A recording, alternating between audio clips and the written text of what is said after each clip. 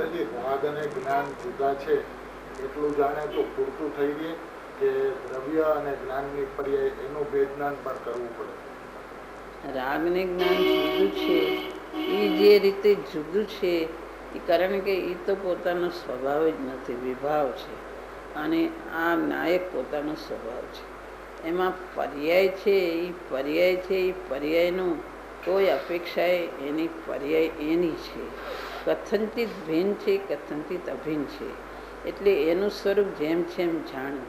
દ્રવ્યગુણ પર્યાયને જાણે ખરો, પણ પર્યાયની કોટીને પર્યાય રીતે જાણે છે.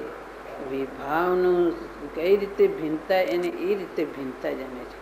એની સર્વથા ભિન્ન કરે છે કે આ સ્વભાવ તો મારો જ નથી.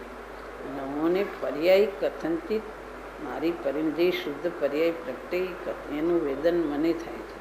કથનચિત ભિન્ન ને અભિન્ન જેમ એનું સ્વરૂપ છે એમ જ જાણે. આ પ્રયત્નમાં વિભાવ સ્વભાવના ભાગલા પડે છે.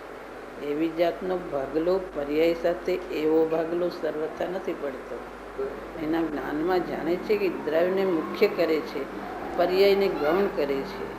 પર્યાય ગૌણ છે ને દ્રવ્ય મુખ્ય છે એમ જાણે છે.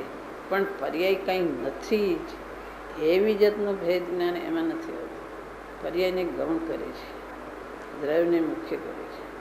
અને તો બે ભાગ એને સ્વભાવ ભેદ પડે છે અને સ્વભાવ ભેદ નથી પડતો.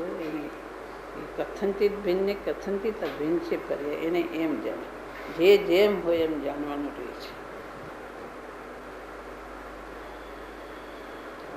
કૃષ્ણમૂર્તિ ભગવતી માતનો